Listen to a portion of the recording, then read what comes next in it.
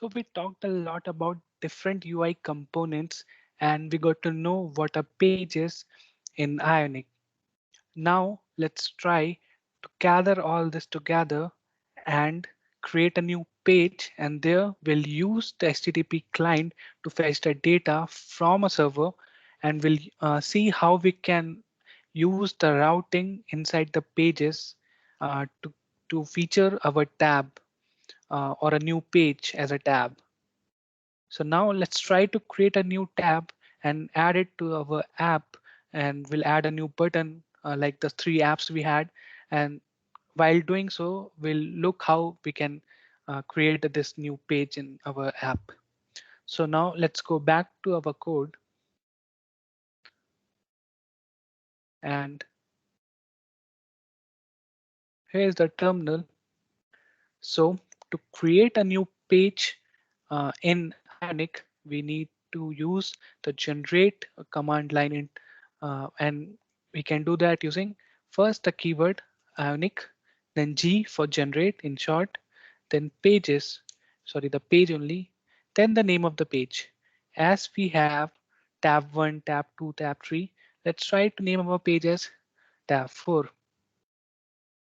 Hit enter, and sometimes it will create all the files and make a new folder called tab 4.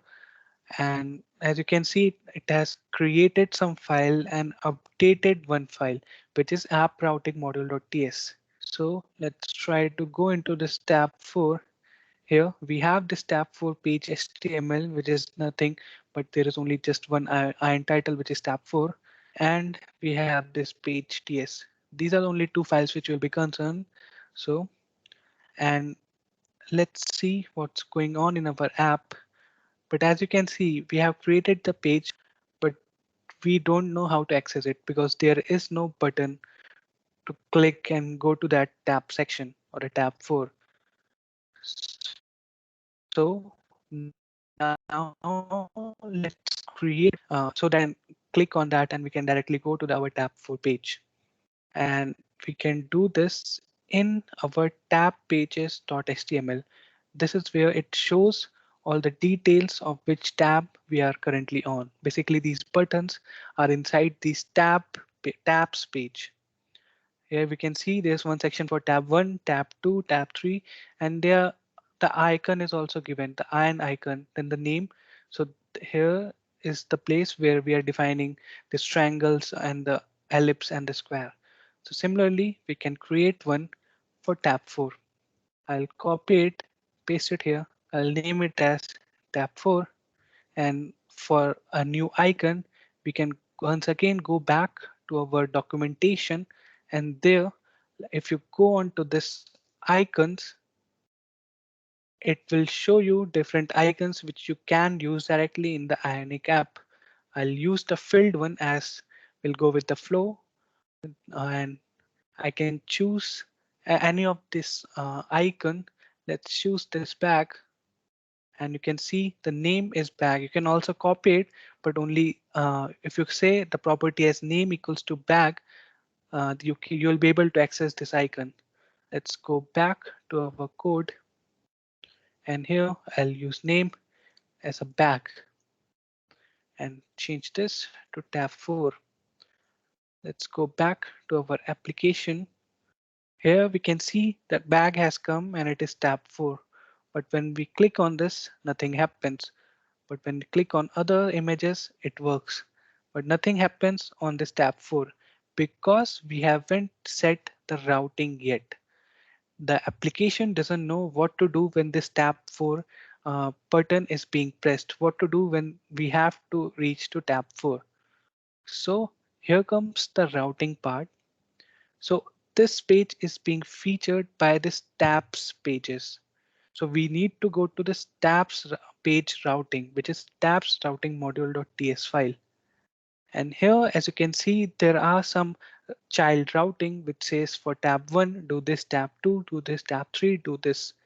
So we just need to copy this one part and we'll update it for our tab 4. So here we are saying when you go to this tab 4 path, the component or the page which we want to load is this tab 4, and in that tab 4 folder there is tab 4.module, and from that module we need to import the class which is tab 4 page module. So you just need to copy it and convert it to what your tab name is. Let's save our file and go back to our code, our application.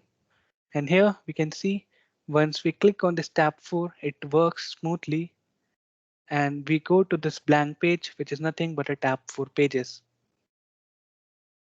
So now we'll try to let's try to add something in this tab 4 HTML page. Within the content, let's try to add some H1 heading and say this is tab 4. Once we go back here, we can see our tab 4 HTML is working, and now we can add whatever element we want. So now let's try to make this page as we want to fetch some data from the server. So first thing we need to do is we need to import the HTTP client module. And how can we do that? To import any modules, we need to go to the app module.ts file.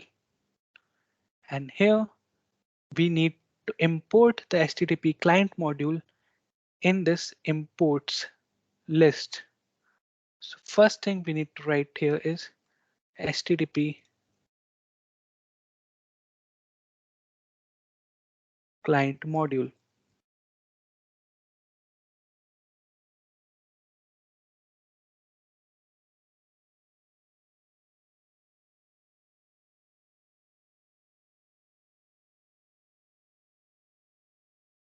And in the providers list, we need to add the HTTP client.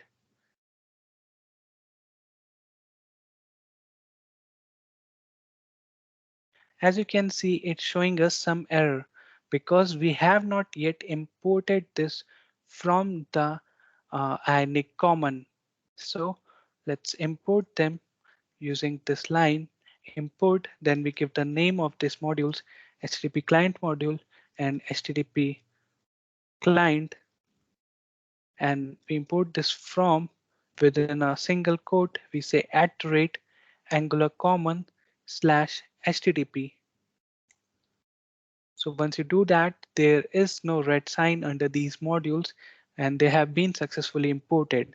So please remember to import the HTTP client whenever you want to use the GET request or if you want to fetch data from server. Now let's go back to our tabs 4 TS code, and there we'll use this client module to fetch data from server. So once we go to this tab for page.ts, let's import the HTTP client here first, and we can do that using same way, import HTTP client from @Angular common / HTTP. Now it's not just enough to just import the HTTP client. We need to make an object of type HTTP client. And there's a short method of making an object inside our class is using private keyword inside the constructor. So if I write private, then HTTP and say this is of type HTTP client, then this is a short way of saying that we have created an object of HTTP name of type HTTP client. And now we don't need to define it anywhere. We can use it anywhere inside our this class, as this is a private property. So we have imported the HTTP object, and now we can subscribe to the data and we can send the data to our front end, which is the pages HTML. So let's create some HTML which will be able to give us the access to that data, and will be able to show the data coming from the server. So let's go back to here, tab for pages.html. Let's delete this. And instead of that, let's try to use some Ionic UI component, such as Ion list. You can look at the Ion list in a documentation. It is just a list where we can display the data in a row by row manner.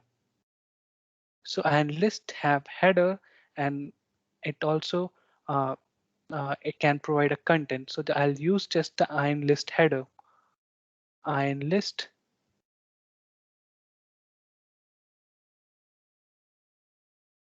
and then the header.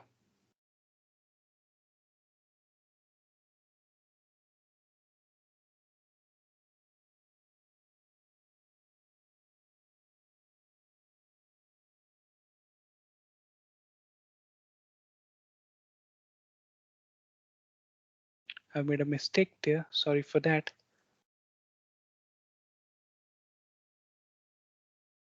And within this Ion list header, now we can give the Ion buttons, and these will be the buttons which when you click, it will fetch the data from the server. So we can say this button is get the data, and we can attach a DOM event to this, and we want to attach the click DOM event. So we write in the parentheses click, and in front of it, we write the method name. Right now, we haven't created any method. So let's give a name here, and then we'll create this method inside our class. So let's say run get is the method which will be called when we press this button. Let's go back to our class, tab for class, and here let's define this method. So to define this method, we just write the name in the parentheses. They are empty because we don't want to give any parameter to this method. And in this method, let's first use our HTTP private property which we created earlier. And we write this HTTP, then we say get to use the get request. And then here we give the URL from where we want to fetch the data. And you cannot just directly use this data. We need to subscribe to this data and fetch the amount of data which we actually need to display. So let's also create uh, this one array which will contain all the data which will be coming from this URL which we give here. So let's first review what is the data which we will be getting. So let's go to this URL, the JSON placeholder type code / user. So once we go to this URL, we get some data like this. Let me zoom in a bit. So there is one ID, then there's name, then there's a username, an email, and the address. And like this, there are 10 users. So we are getting 10 names, 10 usernames, and 10 emails once you go to this URL. So let's try to print just name, username, and the email of a person as a contact. So it will be like when we click a button, then we should get all these 10 contacts in our page. So let's try to go back to our code, and here, so this data will be in some sort of list. So let's say this is a contacts list, and we don't know what form of data it will be. So let's just leave it as any. So contacts is actually a list which will save the data and which will print the data um, onto our front end, onto the page.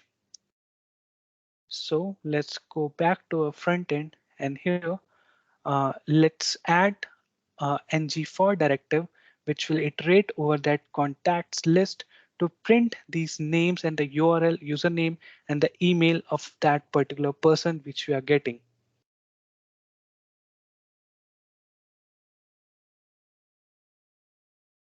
Now let's inside this iron list only, let's create an iron item. This iron item, you can again look about the an item in the documentation. I'll just be saying it's something which you can put everything in one column. So an item, and inside this I'll say everything is a label. And in the and label, I would say first we need to print with the heading H1 the contact name. So we'll use uh, we will use some interpolation here to extract the data from that contacts list. So we'll actually need to iterate over this ng item. So we'll use this ng for directive, and this is equals to our JavaScript code for the for loop, which is let, then the variable name, we can say it is contact, and this contact will iterate over of our contacts list. This is the contacts which we created here.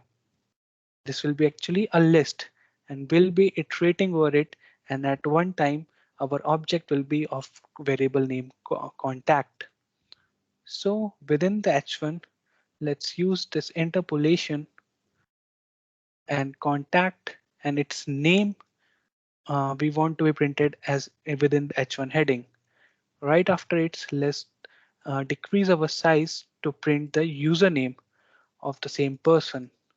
Contact dot username, and at the end we can use the paragraph tag, and inside this we can print the email of that person.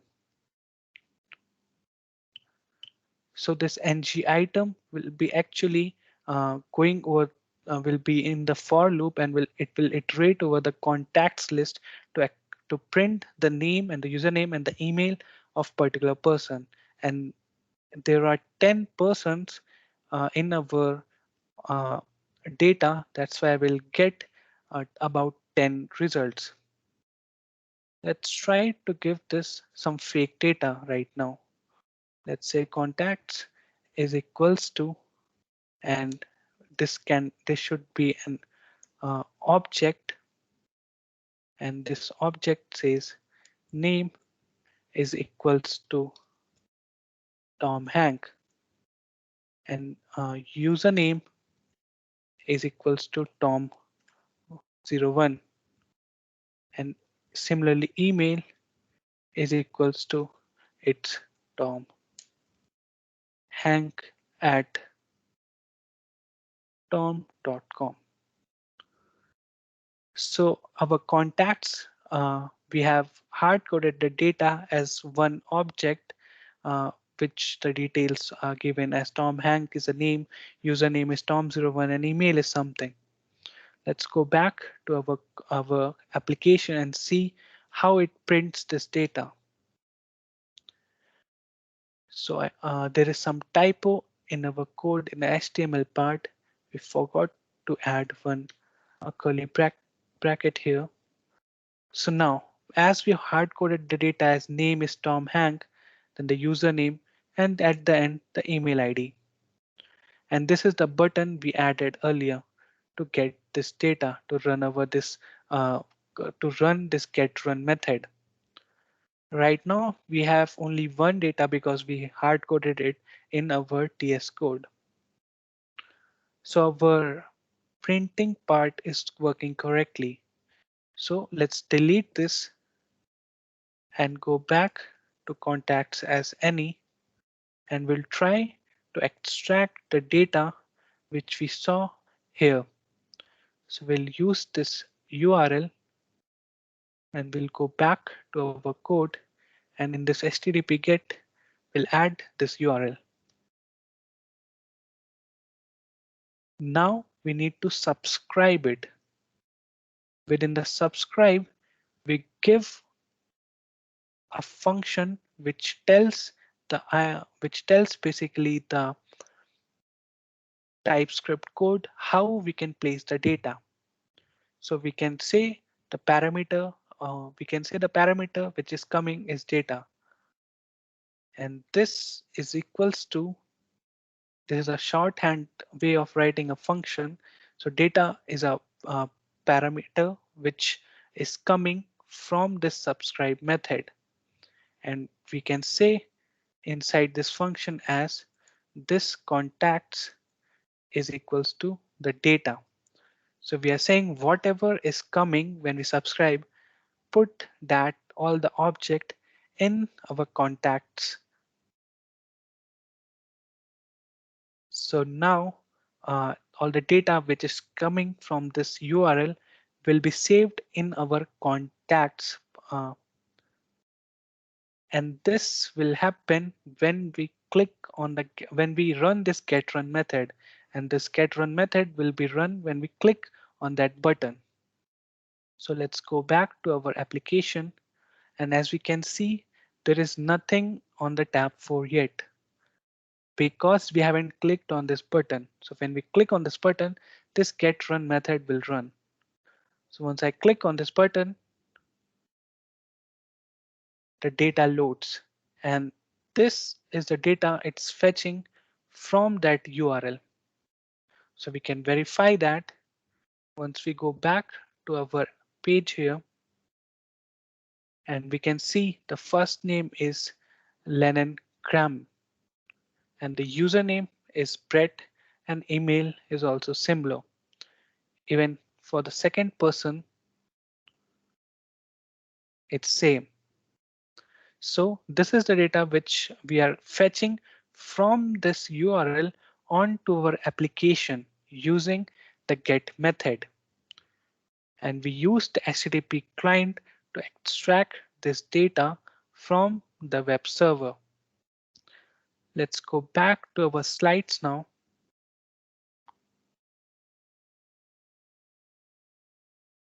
So the first thing which you need to remember using this HTTP client is to import it, HTTP client and HTTP client module in app module.ts file.